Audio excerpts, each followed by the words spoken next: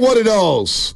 After a big win over a red-hot Dallas Mavericks team that had won 7 games in a row and was 9-1 in their last 10 games. And that final play, I guess, capped off a hell of a 4-minute sequence for Draymond Green.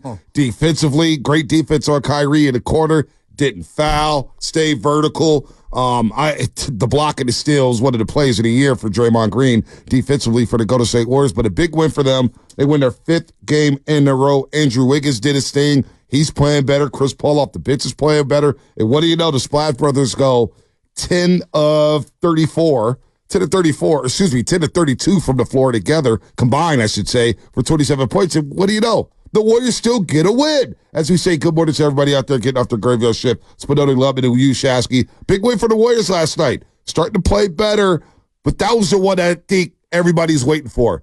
Can you beat a good team? This isn't the Charlotte Hornets. This isn't the Miami Heat that's without Jimmy Butler and Tyler Hero and Kevin Love and Duncan Robinson. This isn't the San Antonio Spurs. This was the Dallas Mavericks, who were playing as well as anybody in this league. And you know what? They won a grimy game. The bench played well. And that's where you say, okay, maybe they are trending in the right direction. Well, if there's one thing that is sustainable regardless of the opponent, it does feel like their defense has clicked in.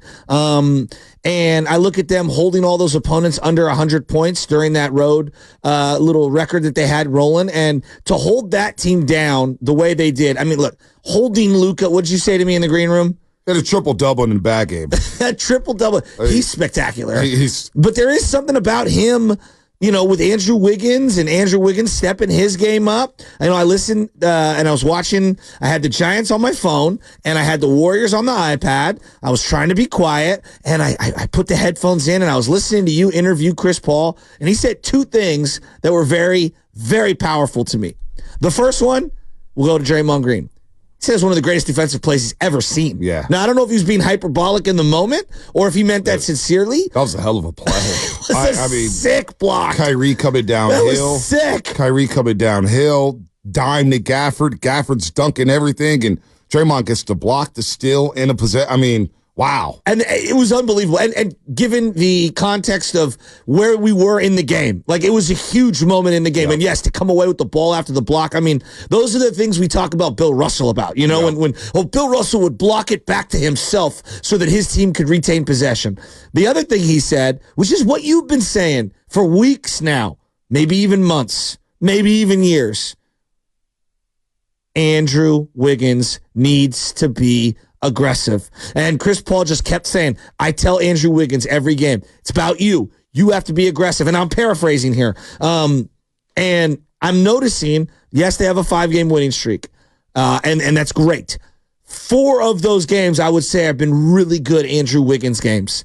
And it feels like he's locking himself in defensively and simultaneously being aggressive and going to the rack. That mid-range little baseline shot that he hit late in that game, it was like, that's the shot we want you taking. Being assertive. And I thought on a night when Clay and Steph clearly weren't as efficient as we're accustomed to, for them to win that game in that fashion, I'm coming around. I'm not all the way there. Coming around to what? I'm coming around that I think this team can go on a little run here and gain some momentum, and maybe something can happen. You know, like I felt like this was a lost season. I mean, it still might end up being that.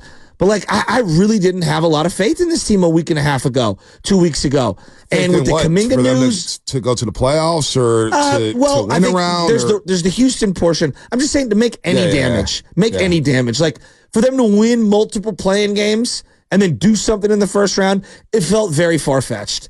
Now, it still is unlikely, but I'm coming around on feeling a lot better about them. Now, I want to see them just end the Rockets season, even though it does feel like mathematically the Rockets are hanging by a thread. Like, that's why last night's game was such a big one for me. Rockets lose, and you win that game against that team that I think is dangerous. I think Dallas is a dangerous team. They're going to wreck the Western Conference. Don't you?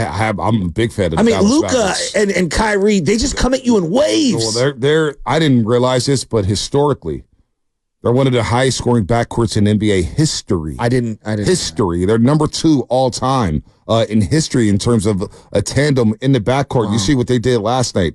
Kyrie's 10 of 19. Luka's 11 to 22. They combined for 57 points. Luka has his triple-double. Kyrie's playing off the ball so well. Good.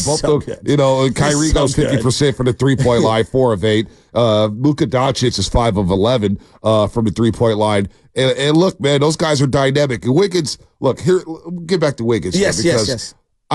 This is the key.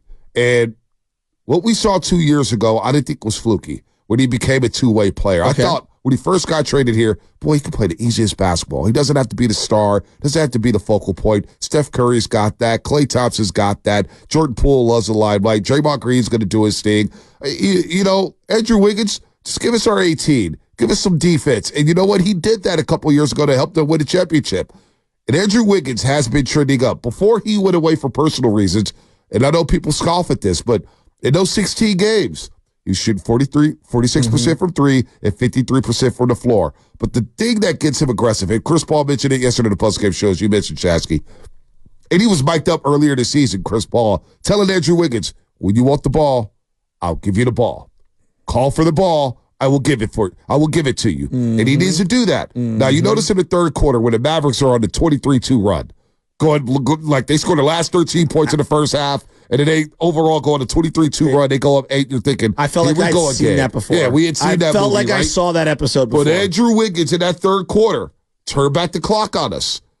12 points in that third quarter, 4 or 5 from the floor, 2 or 3 from the three-point line. And the biggest thing to me, because Draymond will handle the ball a lot, but when they get Wiggins touches early in the shot clock at the top of the key. Yes, and that's a good point. And this is what I want to see moving forward to. When Wiggins is getting in there, he's handling the ball, he's feeling good. Because Steve Kerr mentioned this on Willard and Dibs a couple weeks ago where he said, Wiggins can't go 4 or 5 possessions without touching the ball. We got to figure out a way to have him touch the ball. So if you give him the ball at the top of the key or the side out right there, you can have Draymond Green and TJD be his screeners. Or he could screen for Steph and Klay coming off curls or pin downs, and Wiggins can operate there, and he operates with more space. And now all of a sudden he's hitting a three-point shot. You mentioned his last 6 games, Shasky, 17 points, 6 rebounds, shooting 40 for 3, 44% from the floor, and that's with the 2 of 12 from against San Antonio. So Wiggins is not only just an X factor, he has to be one of your top 3 aggressive players offensively. Now, JK comes back Thursday. Let's see how it works. But right now, you have a good Andrew Wiggins, and he's playing a lot better right now, and they need him. They do. And, his three-point shot kind of comes and goes. It's interesting you bring up, like, the shot clock, because I think one of my big frustrations offensively with this team is that there are times in the half court where the ball just either they're pounding it too much or they're passing around and someone is ending up with the ball late in the shot clock and has to force a bad shot. And I feel like his three-point attempts, Andrew Wiggins's, have come very rhythmic and within the flow of the offense where he's like coming into it and catching and shooting all, and it's just beautiful. And I thought, I don't even know, what was he, 3 of 5 or 3 of 4 last night from three-point land, but they just felt very rhythmic. They weren't late in the possession. Here you go, musical chairs, take that shot and please bail us out. And we've gone along and we haven't here. Chris Paul, I thought, was really good last night. And I thought the bench as a whole did a lot of really good contributions. Gary Payton, the second was good. Moses Moody is continuing to take advantage of his small opportunities. Trace, although he was in the starting lineup, did some good things. And then Podziemski. I thought Podziemski playmaking at the end was beautiful, and some of his rebounding, although the scoring is kind of not where it was earlier in the year. I feel like he's doing a lot of little things. He is doing a lot of little things. But look, Wiggins was a big shining star last night. 23 points, 4 rebounds, and with Splash Brothers going down in the game, nip and tuck down the stretch as the Mavericks made another run to tie the game. Draymond Green's offense helped you win the game. When he's aggressive offensively, they're just a different team. They're just a different team when he's aggressive offensively. Those 8 to 9 to 11 points matter. And he was 5 of 8 last night, but going to the rack, going straight downhill, going for the layup, and Gafford gets called for a goaltend. He gets another goaltend later. Then he takes Gafford to the rack for the top of the key, lays it up and flex on him.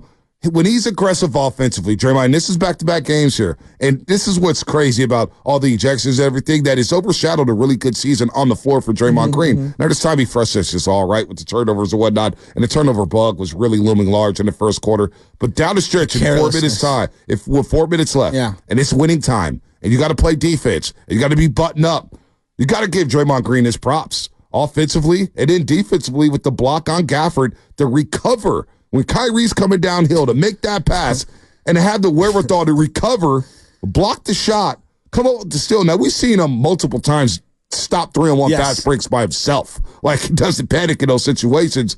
That was huge for this team. It felt like yesterday, okay, you're connected defensively. Now let's see it again Thursday, Friday in the Texas two-step. But you know what? Draymond Green, man, plays some excellent basketball, especially down the stretch.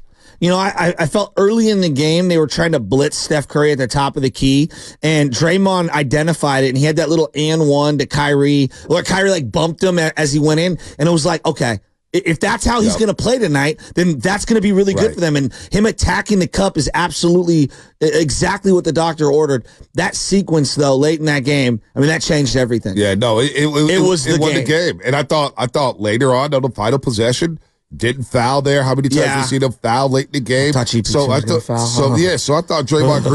Draymond Green's playing some great basketball right when they need him. And look, how many times do they win the game with the Splash Brothers scoring 27 points? That's what I'm saying. And going to combine 10 of 32 from the floor. But you mentioned all these other guys, right? Chris Paul, the shots coming around. His first 25 games, he shot 30% from three. He shot 39% from the floor, and we're thinking, boy, where's the shot at? But Chris Paul told us in the podium, my shot's going to be fine. I've been doing this for 19 years. Don't panic. And you know what? He didn't panic because in his last 25 games, he's shooting 47% from the three-point line and 50% from the floor. Let me say that again. 47% from the three-point line in his last 25 games, 50% from the floor in his 20. And I thought his offense really helped stabilize the game early in that game to get the second unit settled in, to get the Warriors settled in. And he's just a floor general. He just directs traffic. He knows what to do. You ever watched the Denzel Washington movie, The Equalizer? Oh, yeah. So I'm now going to call off the bench. The equalizer? No, the stabilizer. The stabilizer? The stabilizer. No, I just feel like he stabilizes things. And he's very... The thing with him that I've really appreciated, he truly empowers the young players. You know, the way he was talking about Moses Moody and you know, they could have easily have lost Moses Moody for the whole year for a variety of reasons. I mean, just the totality of the way he's been utilized over the last couple of years. A young player not getting a lot of time. You know, he wasn't shooting the ball very well for a stretch there. I mean, they could have easily lost. Like, you know, this happens. Like, guys just play themselves out of a rotation. Saric. We haven't seen a lot of Saric. It's been a while, I mean, since we've seen him. And he's a veteran player. Moses Moody's, 21? They could have easily lost him. And I look at kind of the way I watch Chris Paul communicate with someone like Moses Moody, and it's not lost on me that Moses Moody is ready to play every single night because he's listening to Chris Paul, and Chris Paul's setting guys up like him. And I just feel like Moses is a great example of just in life, you're going to get kicked down over and over and over again. You have to be resilient, and when your opportunity knocks, you got to make the most of it. No doubt. And I'm pulling for him so hard. Well, Moses Moody entering that game on the final 4 games of that road trip, he's shooting 57% for the three-point line, and he goes 4-6 yesterday. And you knew he was feeling good when he hit the little one-leg three-pointer fading away. I've never seen that. And I said, oh, Mo Money's feeling really good right now. And it's just, you know, you talk about being a professional. You talk about being ready when your number is called. I just don't think we've talked about him enough. Well, no, we discuss him a lot because he's always staying ready. You know how hard it is for a 21-year-old in this league when you're seeing your peers and you're seeing everybody else play. And Cade Cunningham, his former high school teammate. You see Scotty Barnes playing Rookie of the Year. And you're like, man, when am I going to get my number called? And he didn't play in the Minnesota game to start the road trip. Got a DNP. Did not play. Didn't matter. Came in against Miami, did his thing. Came in against Orlando, did his thing. Played well against Charlotte.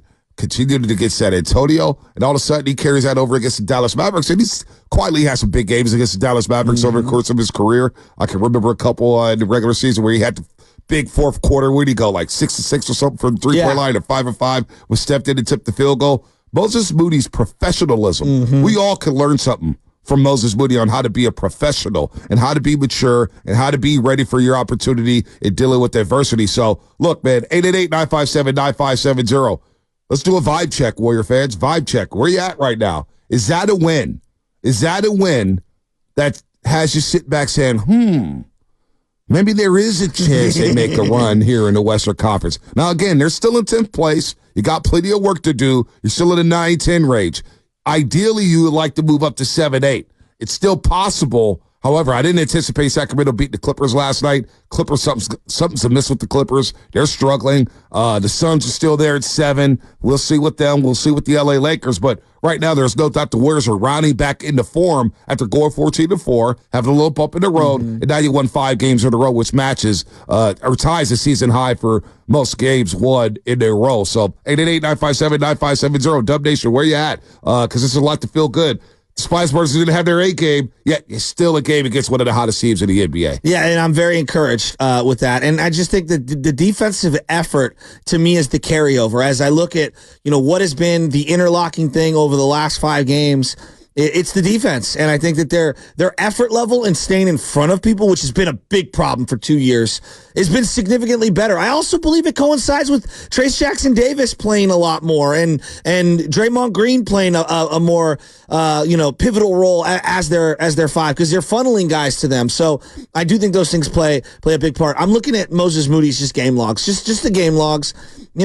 11 minutes, 19 minutes, 7 minutes, 4 minutes, 6 minutes, 6 minutes, 23, 24, 21, 20. Like, to your point about being ready when your number is called, like, this guy has not said anything, not boo-hoo. You never see him throw a towel. You don't see him, put his hands up in frustration. I don't think people understand how difficult it is when you do check in. Let's say when I'm playing only 4, 5, 6 minutes, you miss a shot. There's a natural inclination to look over your shoulder like, oh no, every missed shot feels bigger and bigger. And I feel like when I watch him play, he rips those threes, and it's the confidence and the rhythm with which he takes them. I'm saying, dude, this guy, I don't know. I'm pulling for him. I love what I'm seeing from him. He's been a consistent contributor, and he doesn't allow, when he's not shooting well, to affect his hustle plays and his rebounding. Thought he had a couple of key rebounds too last night, and he plays in tandem. He does a great job helping on defense. Yep, his third straight game where he scored in double figures.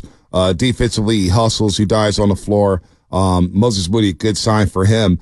Getting hot here again. He was 4 of 6 from the three-point line last night, so his three-point shot is well over 57% over the last 5 games, and that's a good sign here.